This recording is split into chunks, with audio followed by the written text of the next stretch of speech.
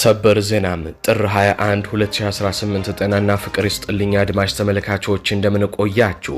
የሰዓቱን አበይትና ሰበር ዜናዎች ይዤ ቀርብ ያለው። በቅድሚያም አርዕስተ ዜናዎቹን በማስቀደም ጀምራለሁ። በጎጃም ቋሪት ሰልፍ ሜዳ ታሪክ ተሰራ። አርበኛ ዝናቡ ልንገረው ከጀነራል ብርሃኑ ጥላሁን ጋር ታላቅ ትንቅንቅ አድርገው በአርበኛ ዝናቡ የተመራው የፋኖ ጦር ድል በድል ሆነ። ከ250 በላይ የብልጽግና ወታደሮች ሙትና ቁስለኛ ሲሆኑ የብልጽግና ታንክ በፋኖ አመድ ሆነዋል። የብልጽግና ጀነራሎች ትከሻቸው ላይ የደረደሩት ኮከብ ለጦር ሜዳ ድል እንደማያበቃ በተግባር በታየበት በዚህ ውጊያ የአፋብኃኝ ቴዎድሮስ እዝ በወጣቱና ተስፈኛው በነገው የኢትዮጵያ ኤታማዦር ሹም አርበኛ ዝናቡ ልንገረው እየተመራ አንጋፋውን ጀነራል ብርሃኑ ጥላሁንን በታንክ የታጀበውን ጦሩን አይቀጡ ቅጣት ቀጥቶታል። በዝርዝር ከጎጃም የያዝነው ዘገባ ለም እናስደምጣችኋለን። ወሎም እንዲሁ ከባድ ውጊያ ሲደረግ የፋኖ ኃይሎች ወደ ከተሞች በመዝለቅ ከባድ የተባሉ የመከላከያ ሰራዊት ምሽጎችን ደረማምሰዋቸዋል። በሐይቅ የነበሩ ባለስልጣናት ወደ ደሴ በሌሊት እንዲፈረጥጡ ያደረጋቸውን ውጊያ በዝርዝር ይዘነዋል፣ ታደምጡታላችሁ።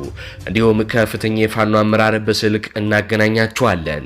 በሌላ በኩል በወልቃይት ውጥረቱም አይሏል።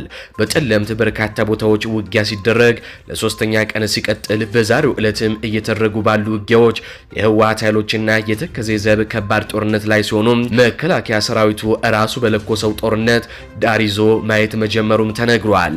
የፌዴራል መንግስቱ ወደ ትግራይ የሚደረጉ የአየር በረራዎችን ሙሉ በሙሉ ማቋረጡም ታውቋል። ዳግም 2013 ሊመለስ ነው ተብሏል። ከወልቃይትና አካባቢው ካሉ ውጥረቶችና ጦርነቶች በርካታ የጦር ግንባር መረጃዎችን ይዘናል፣ እናስደምጣችኋለን። ሰላም ጤና ይስጥልኝ አድማጭ ተመልካቾች እንደምን ቆያችሁ። ከላይ በአርዕስተ ዜና ያደመጣችሁትን መረጃዎች ወደ እናንተ ላደርስ እዚህ ተገኝቻለሁ።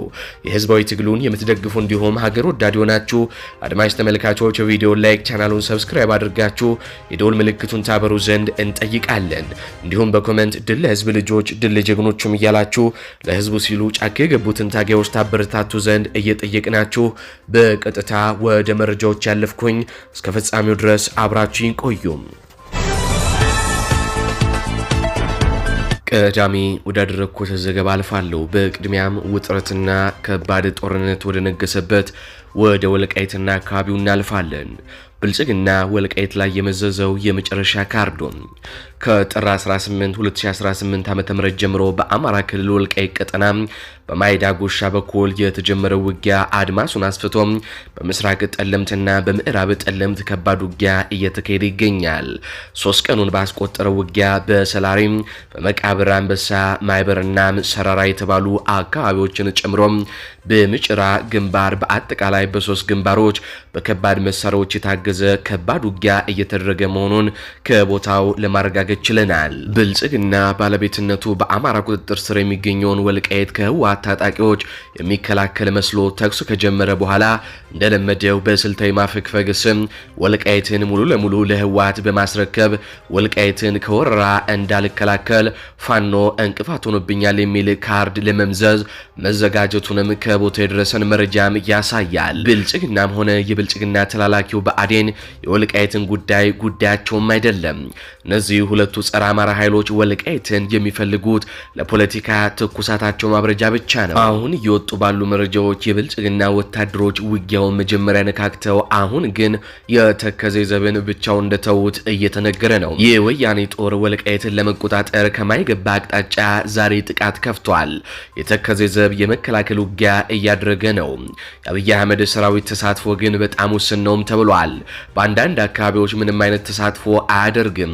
የአብይ አህመድ ሰራዊት በጠለምትና በወልቃይት እያሳየ ያለው ዝምታ እንዲሁም በጣም የተወሰነ ተሳትፎ ወያኔ ራያን ስትወር ያሳየውን ባህሪ ጋር ተመሳሳይ ነው ሲሉም የአይን እማኞች ገልጸዋል።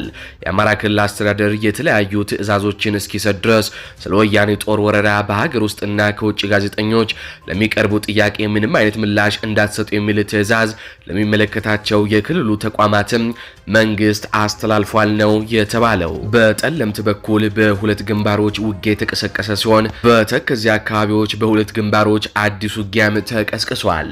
አንደኛው ግንባር በምስራቅ ጠለምት ሚጭራ በሚባል ቦታ ሲሆን ሁለተኛው ውጊያ የተቀሰቀሰው ግንባር ደግሞ በምዕራብ ጠለምት አንበሳ መቃብር በሚባለው አካባቢ ነው። በምስራቅ ጠለምት የተጀመረው ውጊያ የቀጠለ ሲሆን በምዕራብ ጠለምት የተጀመረው የተኩስ ልውውጥ ግን ከጥቂት ቆይታ በኋላ መቆሙም ተገልጿል።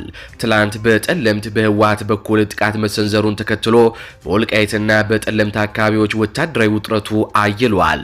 በጠለምት ግንባር ውጊያው እንደቀጠለ ሆኖ ሳለ በወልቃይት መውጫና መግቢያዎች በሙሉም ከፍተኛ የሰራዊት ስምሪት እንቅስቃሴም እየታየ ነው። ከአካባቢው ነዋሪዎችና አመራሮች በተገኘው መረጃ መሰረት ህወሓት ትላንት ምሽት ጀምሮ ተጨማሪ ክፍለ ጦሮችን ወደ ወልቃይት እያስጠጋም ይገኛል። በተጨማሪም ቡድኑ ረጅምና መካከለኛ ርቀት መተኮስ የሚችሉ መድፎችን ወደ ተከዜ አካባቢ እንዳሰማራም ተዘግበዋል። በምስራቅ ጠለምት ሚጫራ በተባለው ቦታ በነፍስ ወከፍና በቡድን መሳሪያዎች የታገዘ ከባድ ውጊያ አሁን በዚህ ሰዓት እየተደረገም ይገኛል። ውጊያው በህወሓትና በኮሎኔል ደመቀ ዘውዱ በሚመራው የተከዜ ዘብ በተባለው ጦር መካከል የሚደረግ ነው። የመከላከያ ሰራዊት የሚባለው ኃይል ውጊያውን ራሱ ቆስቁሶ ሲያበቃም አሁን ግን ሁኔታውን ከዳር ሆኖ እየተመለከተም ነው። ሚጫራ ትላንትና የድሮን ጥቃት ከተፈጸመበት ቦታ አቅራቢያ የሚገኝ ቀበሌ ሲሆን የድሮን ጥቃቱ በህወሓት ታጣቂዎችና ወታደራዊ ቁሳቁሶች ላይ ከፍተኛ ጉዳት ማድረሱም ይታወሳል። ከዲማ እስከ ተከዜ ባለው የትግራይ ክልል አዋሳኝ አካባቢዎች ውጥረቱ ከቀን ወደ ቀን እየጨመረ ሲሆን መጠነ ሰፊ ግጭት የመፍጠር እድሉም እየናረ መጥቷል ነው የተባለው።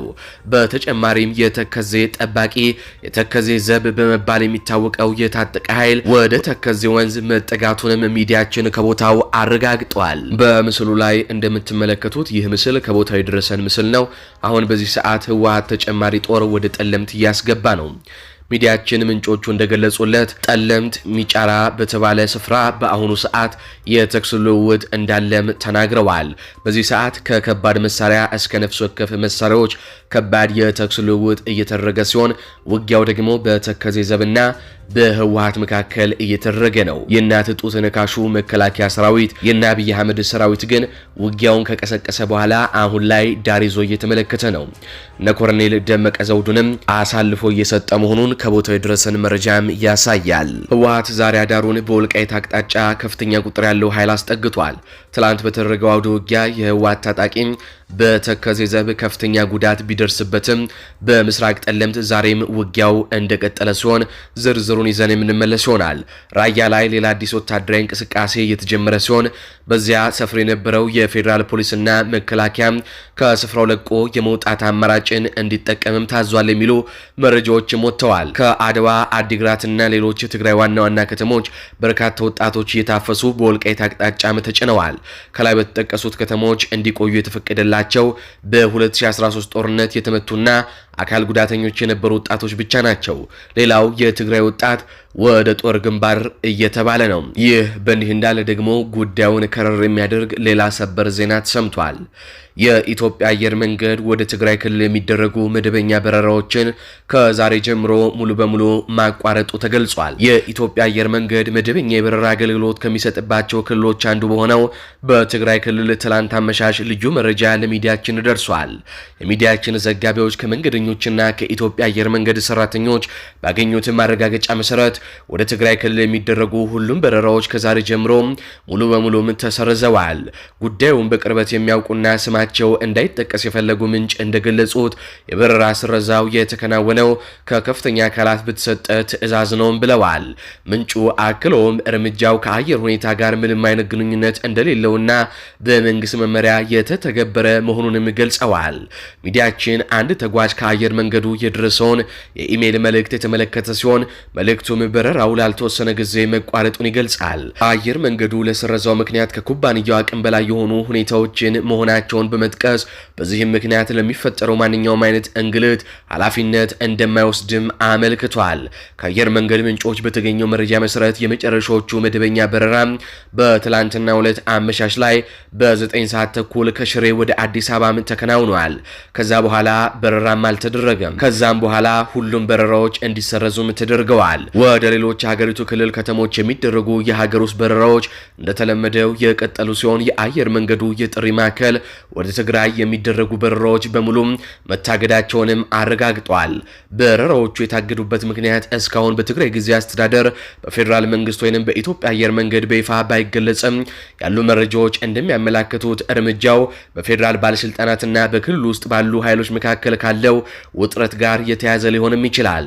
የፌዴራል መንግስት ቀደም ሲል በትግራይ ክልል የሚንቀሳቀሱ የኢፈርት ድርጅቶችን የባንክ ሂሳብ በጠቅላላ በጠቅላይ ሚኒስትሩ አብይ አህመድ መመሪያ እንዲታገዱ ማድረጉም ይታወሳል። ምንም እንኳን በ17ቱ ድርጅቶች ላይ ተጥሎ የነበረው እገዳ ከቀናት በኋላ ቢነሳም ውጥረቱ ግን አሁንም እንደቀጠለም ይነገራል። በተጨማሪም የትግራይ ጊዜያዊ አስተዳደር የፌዴራል መንግስቱም ለክልሉ የሚሰጠውን የበጀት ድጎማ ማቋረጡም በዚህም ምክንያት ክልሉ ከፍተኛ የገንዘብ እጥረት ውስጥ እንደገባ ከፍተኛ ገንዘብ እጥረት እንደገጠመው በቅርቡ ማስታወቁም ይታወቃል።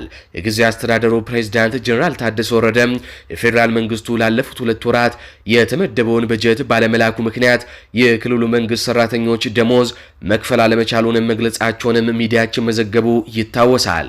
እኚህ ተደማምረው ከዚህ በተጨማሪም ደግሞ በወልቃይት በኩል የተጀመረ ውጊያ መጠነ ሰፊነቱ ያየላል በሚል ስጋት እንደሆነ የውስጥ ምንጮቻችን ተናግረዋል። በዚህም መሰረት የኢትዮጵያ አየር መንገድ ከዚህ ቀደም በ2013 ጦርነት እንደነበረው አሁን ላይ በረራውን ወደ ትግራይ አቋርጦታል። ለማንኛውም አሁን በዚህ ሰዓት በወልቃይትና ዙሪያውን በጠለምት ከባድ ውጊያ እየተደረገ ሲሆን ውጊያው እየተደረገ ያለው የብልጽግና ሚዲያዎች እንደሚያናፍሱት መከላከያ የተሳተፈበት ሳይሆን የተከዜ ዘብ በኮርኔል ደመቀ ዘውድ የሚመራው የተከዜ ዘብና በህወሓት ኃይሎች መካከል ነው።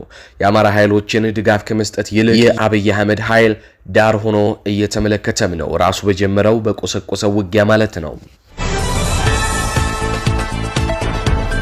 አሁን በቀጥታ በፋኖ ኃይሎችና በአምባገነኑ አብይ አህመድ ወታደሮች መካከል ወደሚደረጉ ውጊያዎች እናልፋለን። በቅድሚያም ወሎ ላይ እናተኩራለን። ከሐይቅ ከተማ በቅርብ ርቀት የሚገኘውና ከቦታው አቀማመጥ ጋር ተዳምሮ በዘመናዊ መንገድ ተሰርቶ የነበረው የአገዛዙ ወታደሮች ምሽግ ትላንት አጥቢያ ሌሊቱን በፋኖ ቦምብ ድርምስምስ ወጥቶ ማደሩ ተነገረ።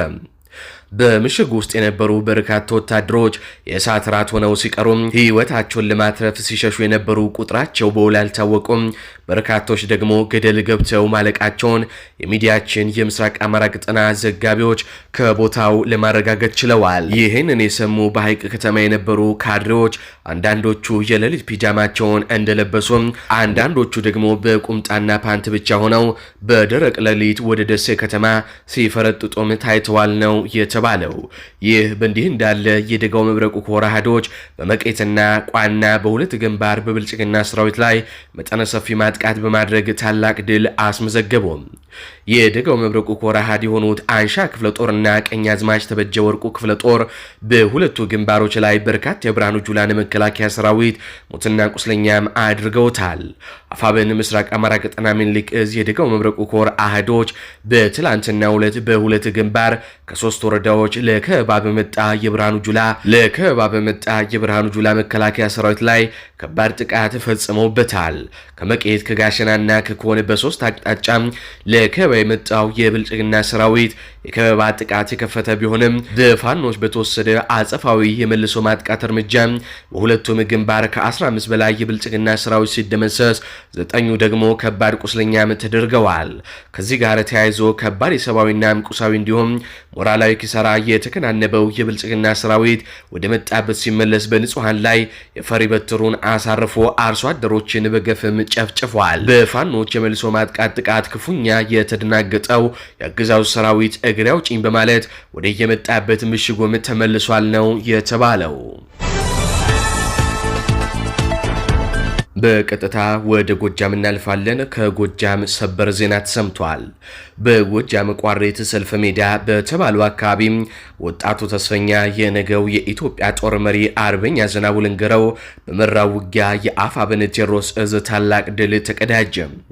አርበኛ ዝናቡ ልንገረው ትላንት በሰልፍ ሜዳ መከላከያ አለኝ ከሚለው አንጋፋው ጀነራል ብርሃኑ ጥላሁን ጋር ከባድ ትንቅንቅ ያደረገ ሲሆን በአርበኛ ዝናቡ ልንገረው የተመራው የፋኖ ጦር ታሪክ ሰርቷል። አርበኛ ዝናቡ ልንገረው የብልጽግና ጄኔራሎች ትከሻቸው ላይ የደረደሩት የኮከብ ብዛት በጦር ሜዳ ድል እንደማይሰጣቸው ባሳየበት በዚህ ውጊያ አርበኛ ዝናቡ ልንገረው የብልጽግና ጄኔራሎች ትከሻቸው ላይ የደረደሩት የኮከብ ብዛት በጦር ሜዳ ድል እንደማይሰጣቸው ባሳየበት በዚህ ውጊያ የፋኖ ጦርንና አርበኛ ዝናቡን እደመስሳለሁ ብሎ የመጣው የብልጽግና ኃይል በታንክና ዙ23 የታጀበ ጦር እንደ ቅጠል ረግፎ ተመልሷል ተባለ።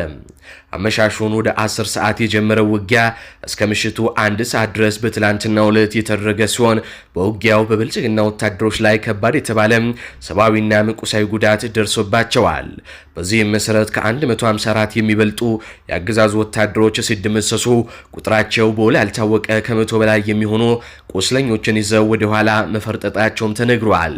በውጊያው ብልጽግና ሲጠቀምበት የነበረ አንድ ታንክም በፋኖ ኃይሎች ከጥቅም ውጪ ተደርጎ አገዛዙ በኦራል እየጎተተ ይዞ መውጣቱም ተገልጿል። የሰልፍ ሜዳ ህዝብ እስካሁኗ ሰዓት ድረስ የብልጽግና ወታደሮች ሬሳን እየቀበሩ ሲሆን ጀነራል ብርሃኑ ጥላሁን በሄደበት የጎጃም ቀጠና ሁሉ በፋኖ ጦር በስተርጅናው ከባድ ውርደትና ቅሌት እየገጠመውም ነው ተብሏል።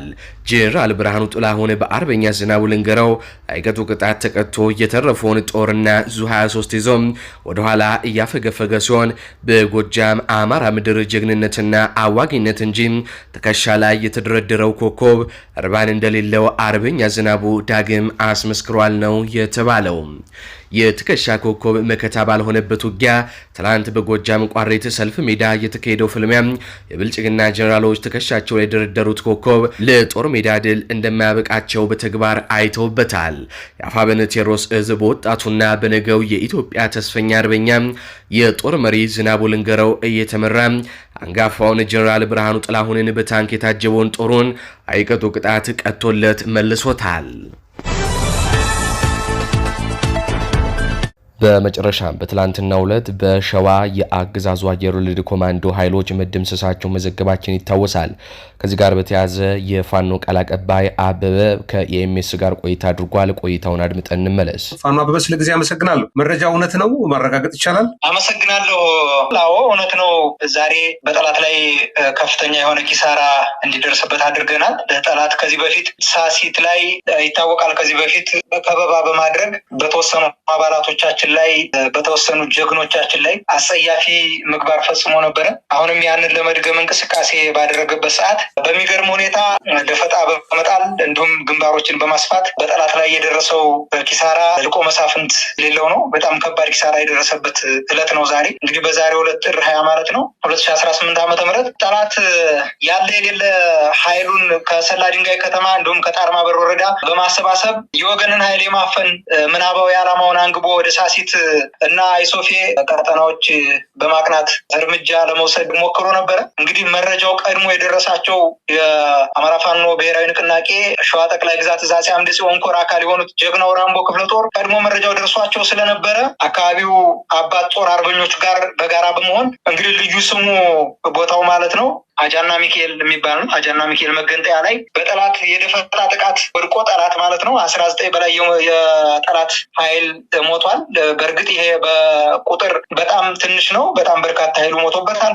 ጠላት ዶዘር ነበረ የጅምላ መቃብር ቆፍሮ ሲቀብር የነበረ ሰላ ድንጋይ ከተማ ድረስ ወስዶ ማለት ነው። እና የወገን ኃይል ወይም ራምቦ ክፍለ ጦር በጣለው ደፈጣ ጥቃት ከ19 በላይ የብልጽግና ሰራዊት እስከ ወዲያኛው ተሸኝቷል። በርካቶች ቁስለኛ ሆነዋል። በነገራችን ላይ በዚህ ውጊያ ሁለት ትላልቅ ባለስልጣናቶችም ጭምር ማለት ከፍተኛ አመራሮች ጭምር አጥቷል። በዚህ ውጊያ እንግዲህ ከፍተኛ አመራሮቹ ስማቸውን አጣርተን በቀጣይ ዘገባችን ይዘን የምንመጣ ይሆናል። ስማቸውንና ፎቶቸውን እንግዲህ በዚህ ውጊያ በርካታ ባሉን ከማጣቱን በዘለለ ከፍተኛ አመራሮችን ሁለት ከፍተኛ አመራሮች ጭምር ተደምስሰውበታል። ይሄ ደግሞ ለኛ ትልቅ አስተዋጽኦ አለው። ከዚህ በኋላም ይቀጥላል። በእርግጥ ይሄ በጣም ተራ ነገር ነው። እኛ እስከዛሬ ከፈጸምናቸው ታሪኮች ከፈጸምናቸው ገድል በጠላት ላይ ከፈጸምነው ከፍተኛ ኪሳራ አንጻር በተለይ ወታደራዊ ኢላማዎችን ታርጌት በማድረግ በስርዓቱ ወንበር አስጠባቂ ላይ ከዚህ በፊት በጣም በሚገርም ሁኔታ ከባድ ኪሳራ አድርሰናል። በተለያዩ ቦታዎች ላይ ይሄ የሚታወቅ ነው። ይሄ ለኛ አዲሳችን አይደለም። ወደፊትም የምንቀጥልበት ይሆናል ማለት ነው እና በርካቶች ቁስለኛ ተደርገዋል። በዚህ አውደ ውጊያ ከፍተኛ የሆነ የሰብአዊ እና ቁሳዊ ኪሳራ ደርሶበታል ማለት ነው። በደፈጣ ጥቃት የተጀመረው ወደ ጨበጣ ውጊያ ተቀይሮ አድማሱን በማስፋት ክፍለ ጦሩ ታላቅ ድል ተቀዳጅቷል ማለት ነው። በዚህ አውደ ውጊያ እንግዲህ በጀግናው ሰራዊታችን ደፈጣ ላይ የወደቀው የአየር ወለድ ብሎ ነው የሚያመጣው። በእርግጥ አየር ወለድ ነው ለማለት ያስቸግራል። እንግዲህ የክፍለ ጦር አባላት በጉዞ ላይ እያለ በተፈጸመበት የቦምብ ጥቃትና እንደ እሳት በዘነበበት የጥይት ሀሩር በርካታ ኃይሉ ሲደመሰስበት፣ ቀሪው ደግሞ ወደ ሰላ ድንጋይ ሆስፒታል የቆሰለው ሆስፒታል ገብቶ በጣም በርካታ ቁስለኛ ከመሆኑ ጋር ተያይዞ ሆስፒታሉ የተጨናነቀበት ሁኔታ ነው ያለው። ሰላ ድንጋይ እንግዲህ በርካታ ቁስለኛውንና ሞቱን አንድ ላይ ጭኖ ነው ወደ ሰላ ድንጋይ የተመለሰው ማለት ነው። እንግዲህ በሌላ በኩል የአፄ አምደ ጽዮን ኮር አካል የሆነው የእምዬ ምኒልክ ልጆች ማለት ነው እንግዲህ ምኒልክ ክፍለ ጦር በመንዝ ቀጠና ላይ እንደሚንቀሳቀሱ ይታወቃል። እንግዲህ በትናንትናው ዕለት ከቀኑ 7 ሰዓት ጀምሮ በሌላኛው ወደ ውጊያ ማለት ነው ከመንዝ ቀያ ወረዳ መቀመጫ ከሆነችው ዘምሮ ከተማ ተነስቶ ወደ ክምር ድንጋይ በማቅናት ላይ ያለ ጠላት እንግዲህ የእኛ አናብስቶች ባደረጉት የተቀናጀ ተጋድሎ ድል ተቀዳጅተዋል። 3 ሚሊሻ አባላትም በሚኒሊክ ክፍለ ጦር ተማርከዋል። እነዚህ ምርኮኞችም በእጃችን ይገኛሉ ማለት ነው እና ይህንን ይመስላል። በሌላው በሚኒሊክ ክፍለ ጦር የተማረኩት የባንድ አባላት ስም ዝርዝር ካስፈለገ እሱ መጥቀስ ይችላሉ። በቅርቡ የሚሊሻ አባል የሆኑት አቶ ላይችል ከፈለኝ የሚባሉ በፋኖ ውስጥ በአባልነት የቆዩ ናቸው። እነሱ በቁጥጥር ስር ውለዋል ማለት ነው። ሌላኛው ሁለተኛው አቶ ቃኘው ደምሴ ይባላል። ዘመሩ የ02 ቀበሌ ሊቀመንበርና በዚህ ስርዓት ላይ ከፍተኛ የሆነ አገልግሎት ያለው ታማኝ ወንበር አስጠባቂ የሆነ ሰው ነው። ሌላውና ሶስተኛው በቅርቡ የሚሊሻ አባል የሆነ አቶ መክብብ ገብሬ የተባለ ነው። በፋኖ ውስጥ በአባልነት የቆየ ነው። ይህም እንደዚሁ ይህንንም ተማርኳል ማለት ነው። ይህ በእንዲህ እንዳለ ሌላኛው የአፄ አምደ ጽዮን ኮር አካል የሆነው የራስ አበበ አረጋይ ክፍለ ጦር ነው። በጅሩ ቀጠና ላይ የሚንቀሳቀሰው ክፍለ ጦር ነው። እንግዲህ በተደጋጋሚ ወንጀል ሲፈጽሙ የነበሩ የሚሊሻ አባላቶች አሉ። እንግዲህ ክፍለ ጦሩም በዚህ ወንጀላቸው በወንጀል ሊጠይቅ ሲያፈላልጋቸው መቆየቱ ይታወሳል እና እነዚህን በወንጀል ሲፈለጉ የነበሩ የሲያ ደብር ነዋይ ወረዳ የአገዛዙ ቀኝ እጅ የሆኑት ሚሊሻ አባላት በልዩ ወታደራዊ ኦፕሬሽን በቁጥጥር ስር ብሎ ምርመራ እያደረገባቸው ይገኛል። ክፍለ ጦሩ እንግዲህ በፋኖ ቁጥጥር ስር የዋሉት የሚሊሻ አባላት አንደኛ አቶ ጌታሁን ተፈራ የጎዝጎዛ ቀበሌ ሎጂስቲክ ነው፣ የስርዓቱ የሚሊሻ ሎጂስቲክ ማለት ነው። ሁለተኛው አቶ አስደግድግ ይባላል፣ የሞተለሚ ቀበሌ ሀብት አሰባሳቢ ነው። ይህም እንግዲህ ግርግር ጎጥ የምትባል ቦታ ላይ ያለ የተወለደ ሰው ነው። ሌላው ሶስተኛው አቶ እንዳለልኝ ሀብታሙ ይባላል፣ ሞተለሚ ቀበሌ እናት ጉያ ጎጥ ሀብት አሰባሳቢ ነው። ይሄ የሚኒሻ ሀብት አሰባሳቢዎች እና አለኝ የሚላቸው የስርዓቱ የጀርባ አጥንት አገልጋዮች ናቸው እና እነዚህን ክፍለ ጦሩ በቁጥጥር ስር ስለዋላቸው የሚኒሻ አባላት እንግዲህ እነዚህ ስርዓቱ ሲፈጽም የነበረውን ወንጀል እየፈጸመ ያለውን በከተማ ላይ በህዝቡ ላይ በማህበረሰቡ ላይ እየፈጸመ ያለውን ወንጀል አጋልጠዋል። እንግዲህ በሰጡት ማብራሪያ ግለሰቦቹ ከዚህ ቀደም በፋኖ መዋቅር ስር ሆነው እየሰሩ የነበሩና በመሀል ክህደት ፈጽመው ወደ ጠላት የገቡ ናቸው። ከዛም በይቅርታ ገቡ በሚል ሰበብ በተደጋጋሚ ወደ ፋኖ አደረጃጀት ተመልሰው በስራ ላይ ያሉ ዳግም ክህደት በመፈጸም ደብረ ብርሃን ከተማ ድረስ ሄደው ስርዓቱ እንግዲህ እጅ ሰጡ በሚል ወይም የይቅርታውን ተቀበሉ በሚል ወስዷቸው ደብረ ብርሃን ድረስ ከሄዱ በኋላ በአገዛዙ ቤት ያው የማጭበርበሪያ ስልት አለች ተሃድሶ በሚል ሰበብ የ94 ሺህ ብር የሰጣቸውና ያንንም ወስደው የአማራን ህዝብ እያስጨፈጨፉ እንደቆዩ እንግዲህ ለአገዛዙ ላለው የአገዛዝ ስርዓት ታምነው በሚኒሻ ስምሪት ላይ በነበሩበት ወቅት ነው እንግዲህ የራስ አበበ አረጋይ የአፄ አምደ ጽዮን ኮር ራስ አበበ አረጋይ ክፍለ ጦር ቃኞች በቁጥጥር ስር ያዋሏቸው። እንግዲህ እነዚህ በህዝብ ላይ ግፍ ሲፈጽሙ የነበሩ እንደሆኑ መታወቅ መቻል አለበት እና በቁጥጥር ስር አውሏቸዋል። እንግዲህ አማራ ፋኖ ብሔራዊ ንቅናቄ ሸዋ ጠቅላይ ግዛት እዝ በተቆጣጠራቸው ቦታዎች ላይ የጠላት እንቅስቃሴን በመግታት በተለይ ከዚህ በፊት በርካታ እንቅስቃሴዎችን እኛ በተቆጣጠርናቸው ቦታዎች ላይ እያደረገ በህዝባችን ላይ በርካታ የሰብአዊ ድርጊቶችን ፈጽሟል። ግን ደግሞ ያንን አጸፋ ለመመለስ በጥሩ ቁመና ላይ እንገኛለን። ያንን ወደፊት የምናየው ነው የሚሆነው። ከዚህ ጋር ተያይዞ አሁንም ህዝብ ለመጨፍጨፍ ከአንዴም ሁለቴ ሶስቴ እሱ በተቆጣጠራቸው ቦታዎች ላይ ህዝብ እየሰበሰበ ጠላት ማለት ነው። በተለይ የሸዋ ጠቅላይ ግዛት የዞኑ የብልጽግና ጽሕፈት ቤት ኃላፊ እዚህ ስርዓቱ በኮማንድ አመራርነት ያስቀመጣቸው ጄኔራሎች ጋር አብረው በመሆን ህዝብ እየሰበሰቡ የፋኖ ቤተሰቦች ናችሁ በሚል ሰበብ በየከተማው ያሉ ማህበረሰቦችን እያሸማቀቁ የስነ ልቦና ጫና እያደረሱ ያለበት ሁኔታ ነው ያለ። እንደው ለአብነት እንኳን መጥቀስ ቢቻል ኤልያስ አበበ የሸዋ ጠቅላይ ግዛት የዞኑ የብልጽግና ጽሕፈት ቤት ኃላፊ ጀነራሎች ጋር በመሆን ሸዋሮቢት ከተማ ላይ ህዝብ በመሰብሰብ የሸዋሮቢት ከንቲባውም ጭምር እንግዲህ በጣም በርካታ የስርዓቱ አገልጋይ አመራሮች እዛ ያው ወታደራዊ ኢላማው በጠበቀ መልኩ እንደተወገዱ ይታወቃል። እነዛ ሲወገዱ እንኳን ከነዛ መወገድ የማይማር ስግብግብ አማራ ነው የተፈጠረው።